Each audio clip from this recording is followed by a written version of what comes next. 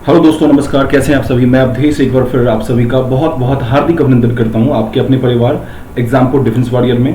हम हैं एग्जामपुर कलम से क्रांति। बच्चों, एक बार मैं बता दूं आप सभी को कि पिछले 2 दिनों से मेरी क्लास एक्चुअली नहीं हो पा रही थी। इसकी वजह ये थी कि मेरे यहाँ, चूंकि आपको पता ही होगा, अभी हम घर से क्लास ले रहे हैं, तो अभी मेरे यहाँ नेट की थोड़ी प्रॉब्लम चल रही थी, जिस वजह से मैं पिछले 2 दिनों से क्लास नहीं ले पा रहा था। लेकिन आज मैं क्लास ले रहा हूँ और आगे भी कंटिन्यू अभी क्लास चलेगी। बीच में कभी कभार ऐसा हो जाए नेट की वजह से क्लास ना चल पाए तो आप परेशान ना हो। पैनिक जरा सा भी होने की आपको जरूरत नहीं होगी। पैनिक होने की आपको जरा सा भी जरूरत नहीं है। आपको बस रेगुलर जुड़े रहना है। आपको क्लास रेगुलर यहाँ मिलती रहेगी। बस चलिए, तो आज हम लोग, जैसा कि हमने पहले डिसाइड किया था कि नेक्स्ट टॉपिक करने वाले हैं। लास्ट वाली क्लास में मुझे याद है, जहां तक मैंने आपको कराया था, डायरेक्शन करा दिया है, रैंकिंग करा दिया है, ब्रॉड क्वेश्चन, ये सब टॉपिक्स मैंने करा रखे हैं। तो आज मैंने सोचा कि चलो आपको डाइस के कुछ क्वेश्चंस कराते हैं। तो आज मैं टॉपिक कराने वाला हूं बच्चों डाइस। तो एक बार देखते हैं, डाइस मतलब पासा से आपके एग्जाम में जो क्वेश्चंस आते हैं कितने आते हैं, ये तो आपको बढ़िया से आइडिया होगा ही बच्चे।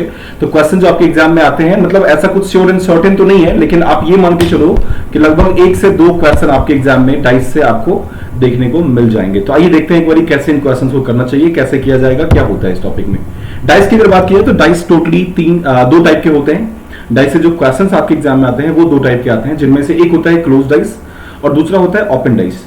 तो क्लोज डाइस या ओपन डाइस क्या होता है, इसकी अगर बात की तो देखिएगा, क्लोज डाइस का मतलब जैसा आप डाइस आपने देख रहे होंगे फिगर में, यहाँ पे जैसे एक डाइस है, इसके एक तरफ 5 लिखा गया, एक तरफ 1 है, दूसरे डाइस में एक तरफ 6 है, एक तरफ 3 है, एक तरफ 2 है।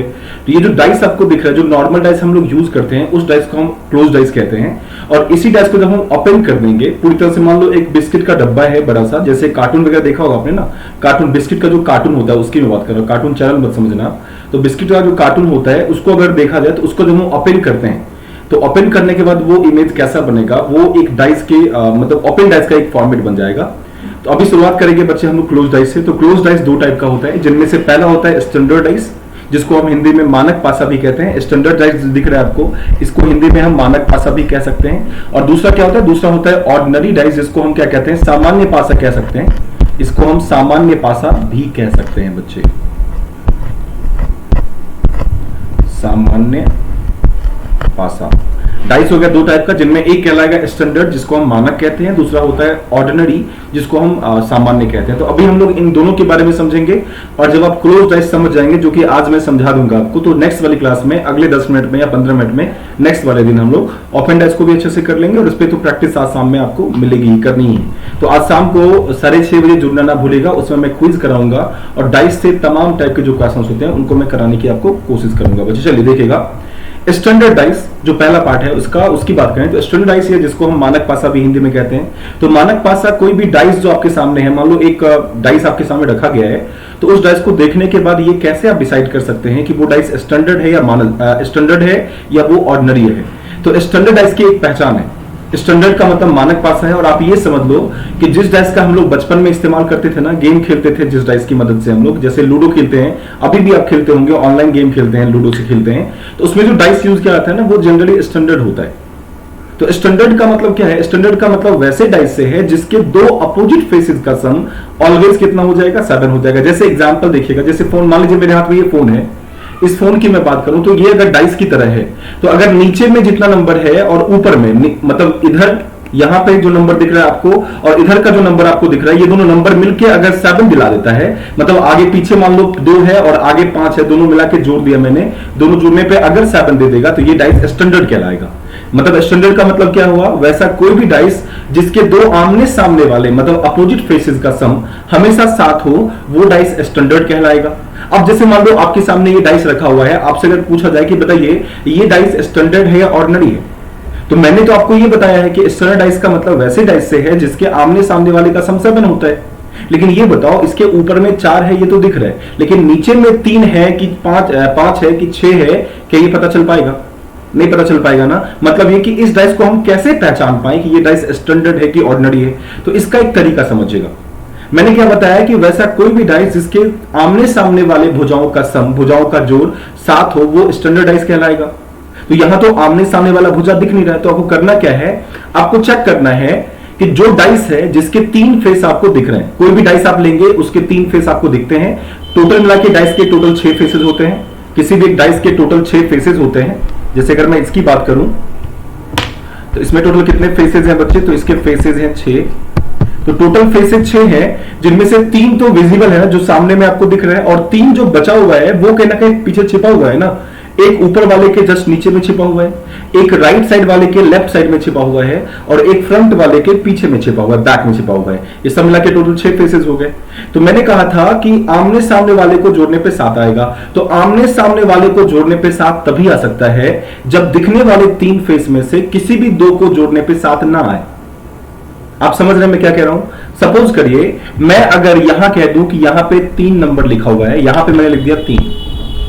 सपोज करिए यहां मैंने 3 लिख दिया, इस फेस पे मैंने कितना लिख दिया बच्चे? 3 लिख दिया। अब ये बताइए इस फेस पे कितने पॉइंट हैं? 4 पॉइंट हैं। और इस फेस पे कितने पॉइंट हैं? 3 पॉइंट। सपोज करिए 3 पॉइंट अगर होता तो क्या करते हैं? तो अब बताइए यहां 4 है और यहां 3 है, दोनों मिला के कितना हो जा रहा है? ये दोनों मिलकर ये 7 हो जा रहा है ना। मतलब ये कि 4 और 3 यहीं पे 7 हो गया। तो ये आप आमने सामने 7 कैसे हो सकता है? क्योंकि हम सभी ये बात पहले से जान रहे हैं कि किसी भी एक डाइस में 1 से लेके 6 तक 6 नंबर्स लिखे गए होते हैं। 1 2 3 4 5 6। इसमें पहले को लास्ट से जोड़ेंगे तो 7 आ जाएगा, सेकंड को सेकंड लास्ट से जोड़ेंगे 7 आ जाएगा, थर्ड को थर्ड लास्ट से जोड़ने पे 7 आ जाएगा। मतलब ये सभी पेयर बना के 7 बनाते हैं। तो अगर मैंने यहां 4 माना और बगल में 3 मान लिया तो दोनों जोड़ने पे तो यहीं पे 7 आ जाएगा। और जब यहीं पे 7 हो जाएगा मतलब ये स्टैंडर्ड नहीं, ये ऑर्डिनरी हो जाएगा। क्योंकि स्टैंडर्ड का तरीका यह है कि आमने सामने 7 होना चाहिए, आसपास में 7 नहीं होना चाहिए। तो वैसा कोई भी डाइस जिसके आसपास में 7 हो जाए जोड़ने पे, जिसके आसपास किसी भी दिखने वाले 3 में से किसी भी 2 फेस को जोड़ने पे 7 आ जाए तो वो स्टैंडर्ड नहीं होगा, वो ऑर्डिनरी हो जाएगा।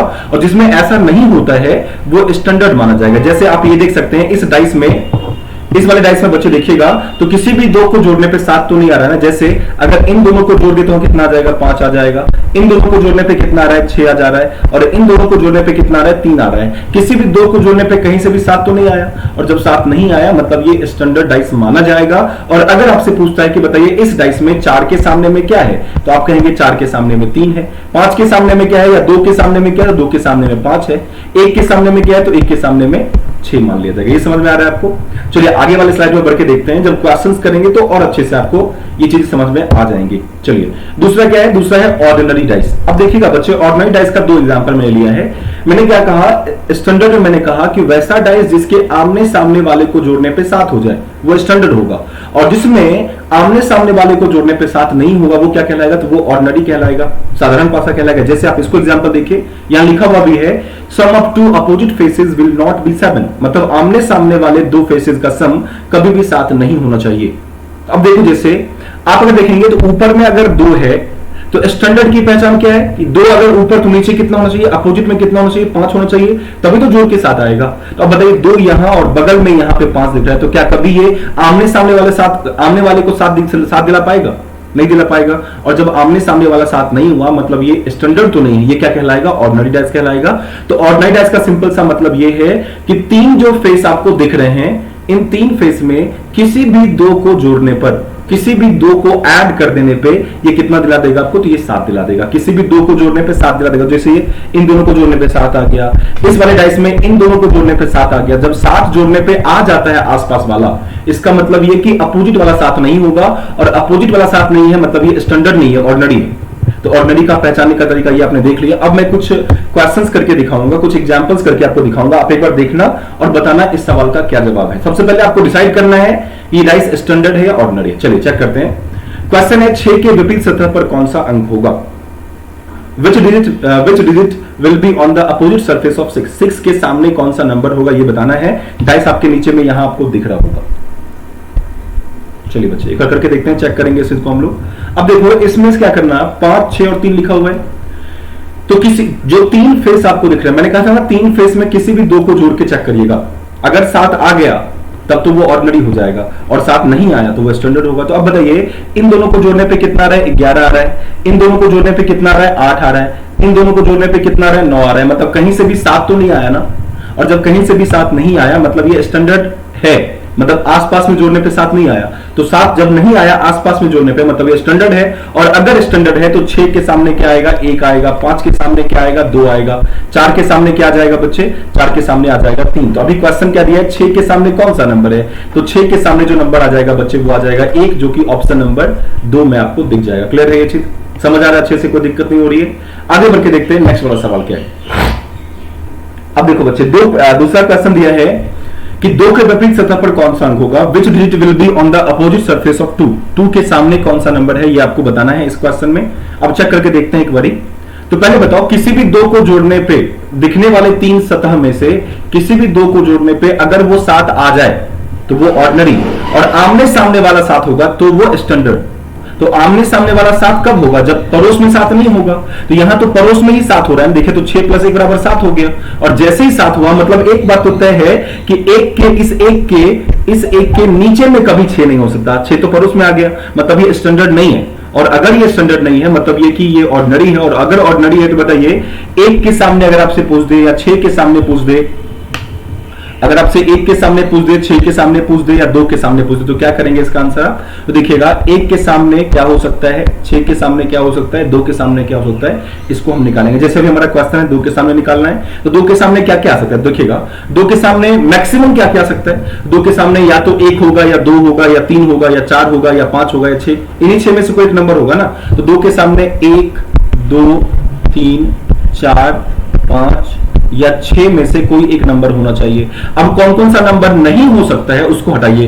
तो 2 के सामने कौन कौन सा नंबर नहीं होगा?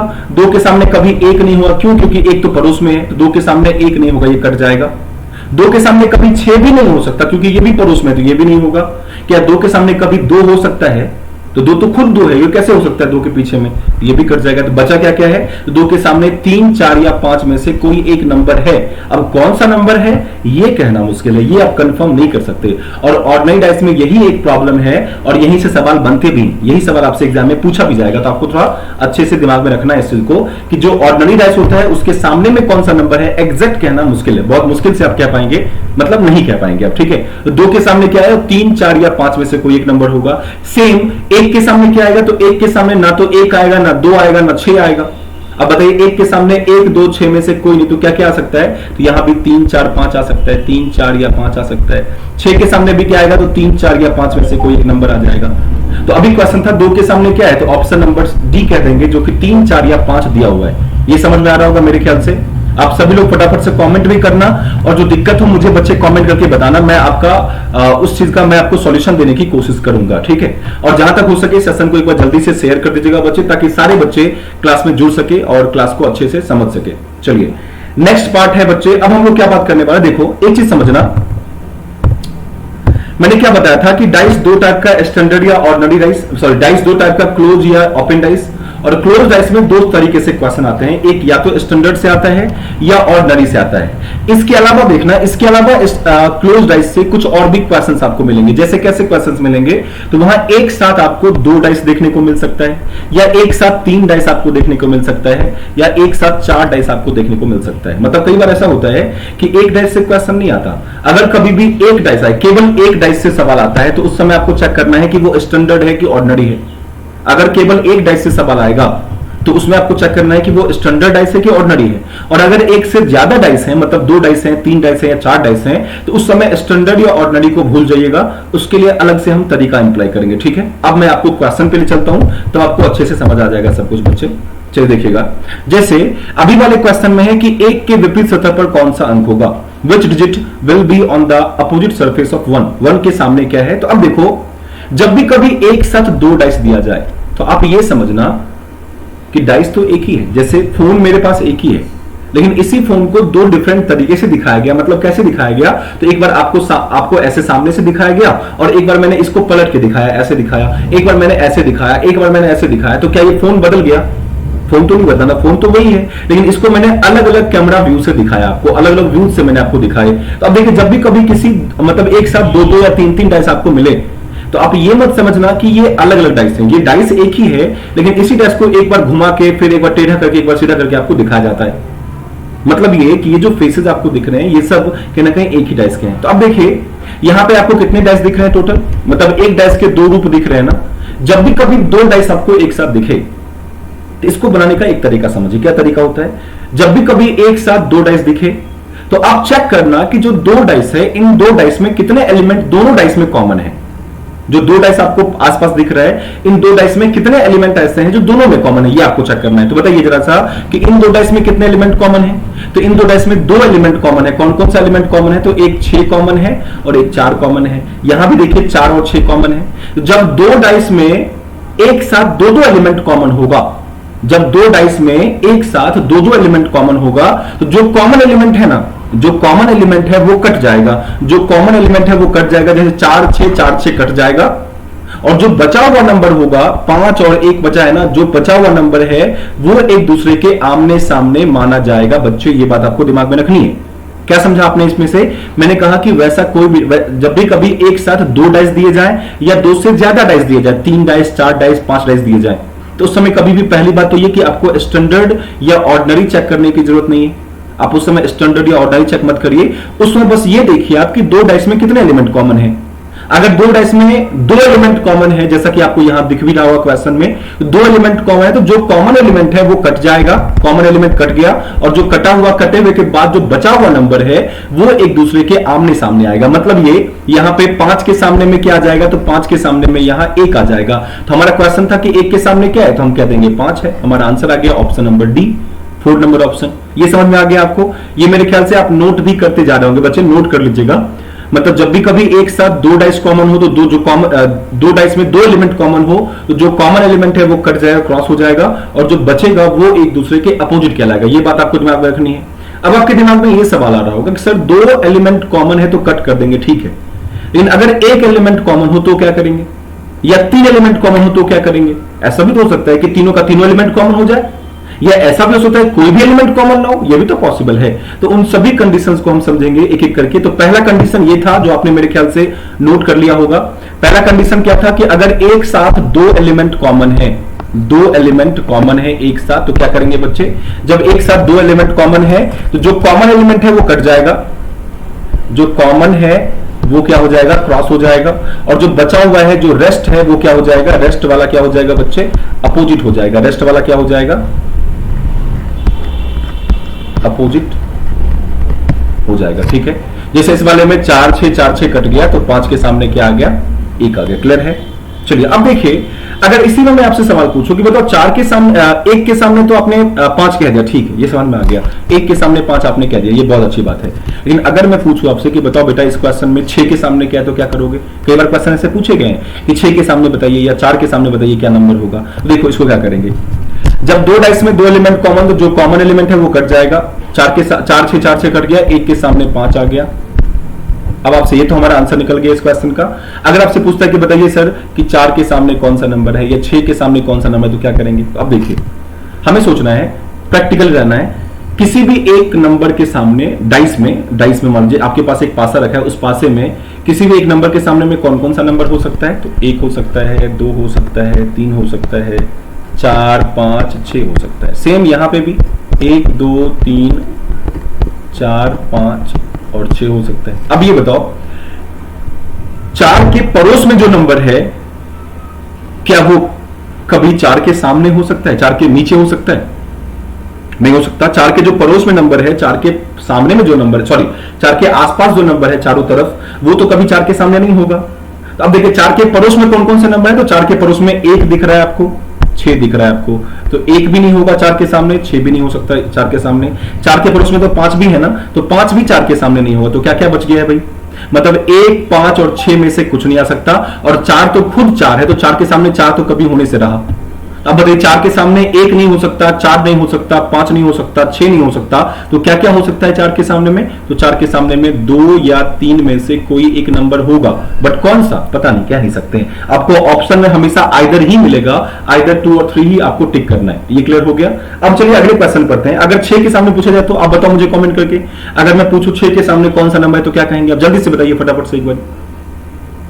फिर से वही बात, 6 के सामने ना तो 5 हो सकता है, ना 4 हो सकता है, ना 1 हो सकता है, ना खुद 6 हो सकता है। तो 1 4 5 और 6 नहीं होगा, तो क्या क्या बच गया भाई? 2 और 3। 6 के सामने भी 2 या 3 आ जाएगा। ठीक है, 6 के सामने भी 2 3 आ जाएगा, 4 के सामने भी 2 3 आ जाएगा, और 1 के सामने तो 6 है, ये तो हमें पहले से पता है। सॉरी 1 के सामने तो 5 पहले से हमें पता चल ही गया। क्लियर है ये चीज, समझ में आ गया सबको अच्छे से, कोई दिक्कत नहीं है। आगे बढ़े, चलिए। अब इससे पहले कि मैं अगले सवाल पे पढ़ूं, अगर सपोज करिए इस क्वेश्चन में ऐसा होता, सपोज थोड़ा सा मैं चेंज करता हूं क्वेश्चन, देखिएगा बच्चे, अगर इस क्वेश्चन में मैं 4 के बदले में, यहां 4 के बदले में मैं यहां पे क्या कर दूं,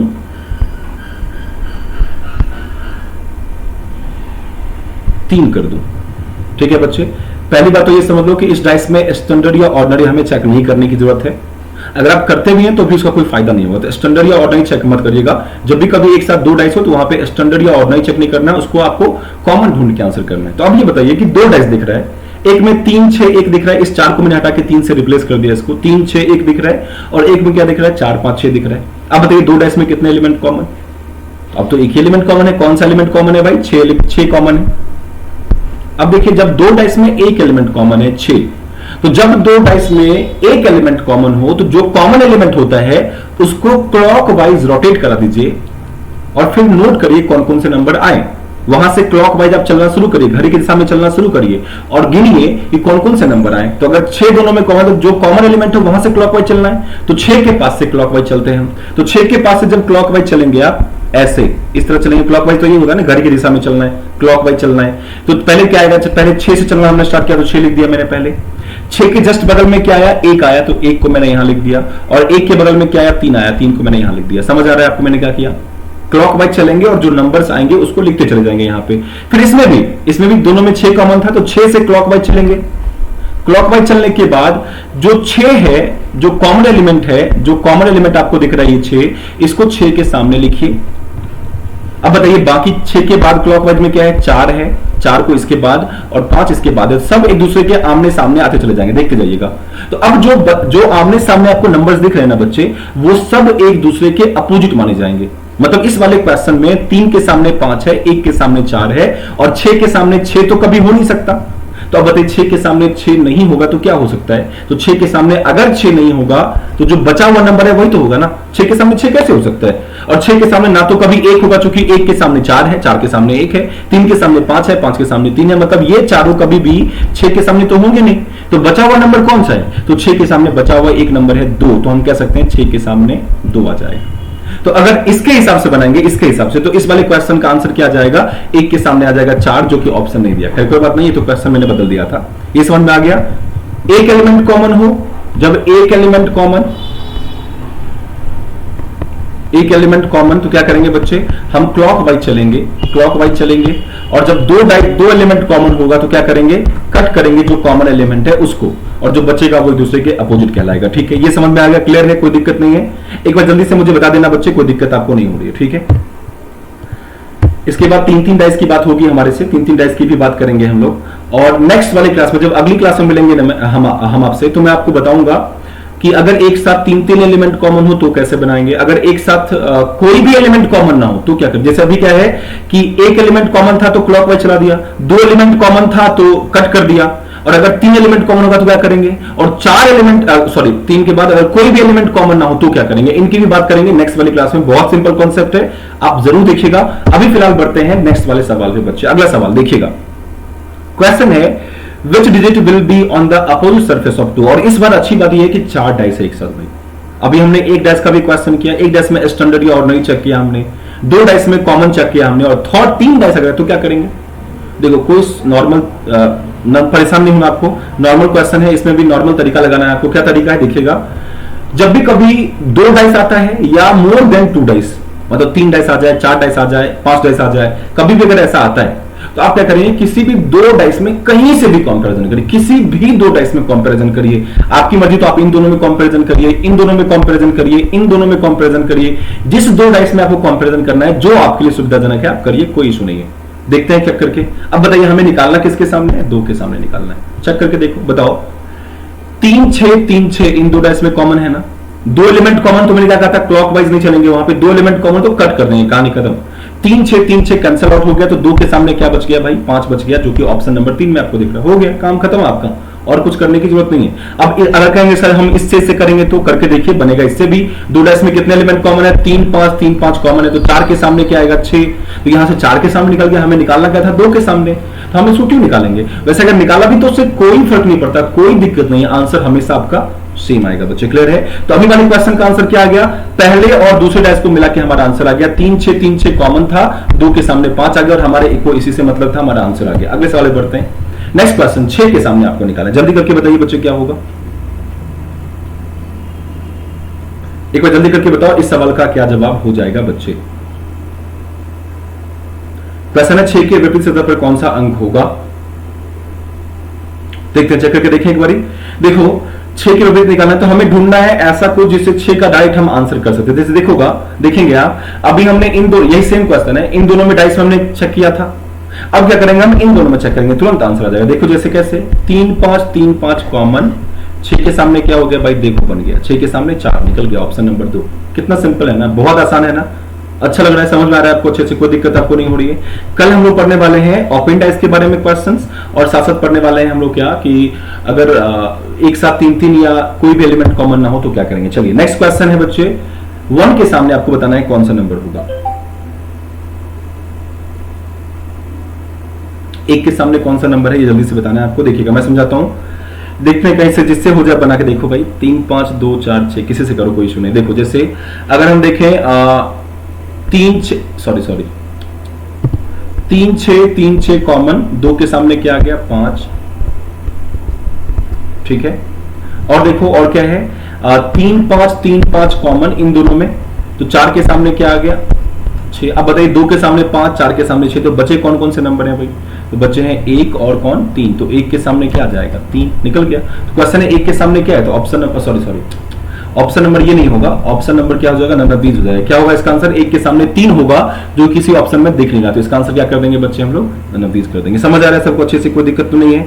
अब आप कहेंगे सर हम अगर फर्स्ट और थर्ड डाइस को चेक करेंगे तो करके देखिए, कोई दिक्कत नहीं, तो भी आंसर आ जाएगा। अगर फर्स्ट और थर्ड को चेक करेंगे आप, अगर फर्स्ट और थर्ड को चेक करके देखेंगे दोनों में कितने एलिमेंट कॉमन है, एक एलिमेंट कॉमन है। कौन कौन सा एलिमेंट कॉमन है, 3 कॉमन है दोनों में। देखो क्लॉकवाइज चला दो, जब एक डाइस एक एलिमेंट कॉमन तो क्लॉकवाइज चलाते हैं ना, तो 3 2 6 और यहां से कितना आएगा 3 4 5। अब बताइए 6 के सामने 5, 2 के सामने 4, 3 के सामने कितना आ रहा है 1 आ रहा है, ये तो हमारा आंसर आया था ना। 3 के सामने भी निकल गया, इसमें सबका निकल गया, 1 के सामने निकल गया 3, 2 के सामने 4 हमने निकाला भी था, और 6 के सामने 5 भी हमने निकाला था, ये भी हमारा आंसर। एक समझो जरा सा, सॉरी एक चीज मैं बता दूं आपको जरा सा बच्चे, जब एक साथ दो किसी भी क्वेश्चन में एक साथ ऐसा हो जाए, देखो एक कंडीशन आप समझना, ध्यान रखना, ये वैसे जनरली ये क्वेश्चन में थोड़ा सा मिसिंग है, कोई इशू नहीं है।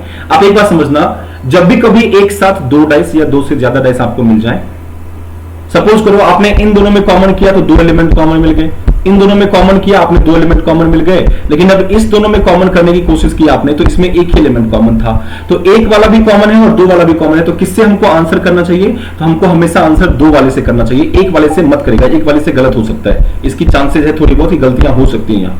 तो कभी कभार क्वेश्चन ऐसा सेट होता है जो ही गलत होता है, जैसे इस वाले क्वेश्चन में गलत आंसर आ सकता है अगर आप एक एलिमेंट कॉमन करके आंसर करेंगे तो, इसलिए जब 2 एलिमेंट कॉमन हो तो एक वाले पे नहीं जाना। आप जो आपसे अगर पूछूं मैं कि बताइए 2 पैरों पे दौड़ना ज्यादा स्टेबल होता है कि 1 पैरों पे दौड़ना ज्यादा स्टेबल होता है, तो ऑब्वियसली आप ही तो कहेंगे ना कि 2 पैरों पे ज्यादा दौड़ना ज्यादा स्टेबल होता है, तो ये ज्यादा स्टेबल है, ये अनस्टेबल माना जाएगा। ये जो दिख रहा है आपको फर्स्ट और थर्ड वाला डाइस, ये दोनों मिलके अनस्टेबल होगा, ये फर्स्ट सेकंड या सेकंड थर्ड को हम स्टेबल मान सकते हैं बच्चे। क्लियर है? चलिए ओके, साथ में बता दूं आप सभी को बच्चे कि अगर आपने अब तक हमारे इस चैनल को, जो कि टेलीग्राम का एग्जामपुल डिफेंस वॉरियर का हमारा एक ऑफिशियल चैनल बना है टेलीग्राम पे, उसको अगर आपने अभी तक आप उसके साथ जुड़े नहीं है तो जल्दी से जुड़ जाइएगा टेलीग्राम पे। टेलीग्राम ऐप डाउनलोड करेंगे तो उसमें आप जब सर्च करेंगे example defence warrior official, example defence warrior official लगाना मत भूलना, क्योंकि एक चैनल और भी है एग्जामपुल डिफेंस वॉरियर के नाम से जो हमारा चैनल नहीं है। हमारे चैनल में जुड़ने के लिए आपको एग्जामपुल डिफेंस वॉरियर ऑफिशियल करना पड़ेगा, सर्च करना पड़ेगा, तो आप हमें वहां टेलीग्राम पे मिल जाएंगे। टेलीग्राम पे आपको सारे पीडीएफ या क्लासेस की जो नोट्स होती हैं वो प्रॉपर मिलती हैं। साथ साथ फेसबुक ग्रुप और फेसबुक पेज पे आप अभी तक नहीं जुड़े तो जल्दी जुड़िएगा, क्योंकि हम इन सभी जगहों पर कहीं ना कहीं आपको नई चीजों से अपडेट कराते रहते हैं, नई जो वैकेंसीज आते हैं उनके बारे में बताते हैं, और क्लासेस की नोटिफिकेशन वगैरह भी यहाँ डाल दी जाते हैं बच्चों। ठीक है, तो चलिए आप सभी का बहुत बहुत धन्यवाद, मिलते हैं नेक्स्ट वाली क्लास में, तब तक के आप सभी का बहुत बहुत शुक्रिया, बहुत बहुत धन्यवाद। जय हिंद, जय एग्जामपुर, करके जय एग्जामपुर।